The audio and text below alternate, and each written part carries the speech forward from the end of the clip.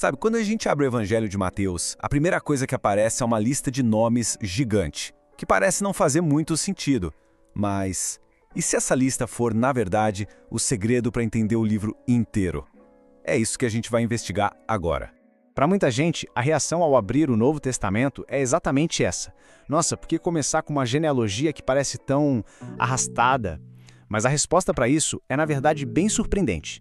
Porque, olhando mais a fundo, essa lista não está ali para ser um obstáculo. Ela é, na verdade, a declaração de abertura, a chave que destrava a mensagem principal de todo o livro de Mateus. Então, para a gente entender essa chave, a primeira coisa é dar um passo atrás e olhar para o contexto. Ou seja, quem escreveu isso, para quem estava escrevendo e qual era a intenção. Bom, o autor é Mateus, um cara que era coletor de impostos. Ele escrevia principalmente para um público judeu, e o objetivo dele era muito específico: provar que Jesus era o Messias, o grande rei que o povo judeu esperava há séculos. E o estilo que ele usa para fazer isso é bem curioso. Não é tanto uma historinha contada do zero. É mais como um boletim jornalístico, sabe? Um anúncio oficial. Uma declaração de boas notícias, focando de forma bem direta no que Jesus disse e ensinou. Ok, agora sim, vamos voltar para aquela lista de nomes. É aqui que a gente começa a decifrar a mensagem que está escondida bem debaixo do nosso nariz, na genealogia de Jesus. Pensa só, numa sociedade super patriarcal, onde genealogia era coisa de homem, Mateus vai lá e quebra o protocolo. Ele inclui de propósito 5 mulheres na lista. E não são mulheres quaisquer. A primeira é Tamar.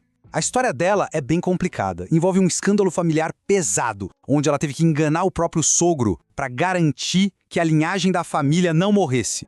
A segunda é Raabe. Ela não era judia, era de uma cidade inimiga, Jericó, e além de tudo, era prostituta. Totalmente uma outsider. Depois tem a Ruth, outra estrangeira. Ela era moabita, um povo que era visto historicamente como rival de Israel.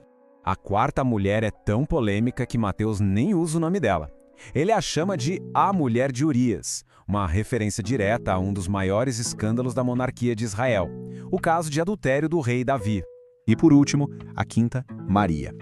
Uma jovem que ficou grávida antes de se casar, o que a colocava numa situação de enorme vergonha e risco social na época. Então, o que Mateus está dizendo com tudo isso? A mensagem é clara. A linhagem desse rei não é construída com base em perfeição ou pureza. Pelo contrário, ela mostra que Deus age justamente através da bagunça, das vidas complicadas e das histórias imperfeitas das pessoas. Ele transforma o caos em bênção. E olha, as surpresas nessa genealogia não param nas mulheres, não.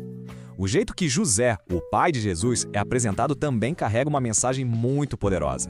De acordo com o texto, o direito legal de Jesus ao trono de Davi não vem pelo sangue da mãe Maria, mas sim pela adoção por seu pai José. Isso é algo radical para a época.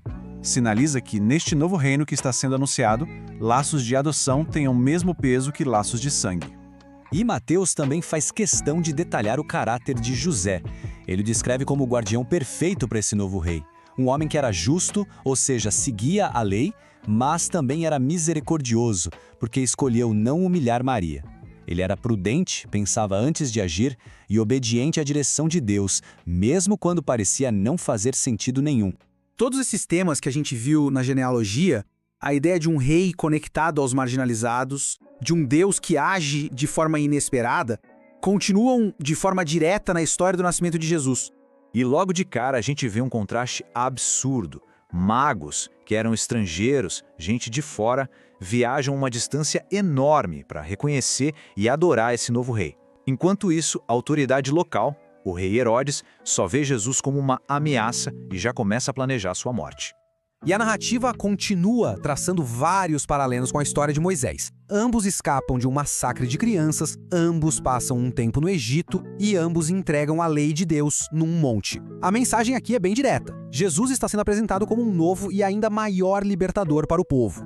Ok, então, juntando tudo isso, a genealogia cheia de gente improvável, o nascimento humilde, a perseguição, tudo isso constrói o ponto central de Mateus, redefinir completamente o que significa ser rei. É preciso lembrar que a expectativa na época era para um Messias político, um líder militar, um guerreiro poderoso que ia liderar uma rebelião e expulsar o Império Romano à força. Mas o rei que Mateus apresenta é o total oposto disso. Ele descreve um reino de ponta cabeça, um lugar que funciona com uma lógica invertida. Os humildes é que são importantes, o verdadeiro líder é aquele que serve e a força se encontra no sacrifício. A vitória desse rei não vem de uma revolução armada. Vem do sofrimento e do sacrifício pessoal. Esse rei não vence usando a força para matar. Ele vence ao morrer. Isso vira de cabeça para baixo toda a noção de poder e realeza. Isso tudo nos deixa com uma provocação final. O que uma história como essa, sobre um rei de ponta cabeça, que vem de uma linhagem de excluídos e marginalizados, pode nos dizer sobre as nossas próprias definições de poder, de importância e de sucesso nos dias de hoje?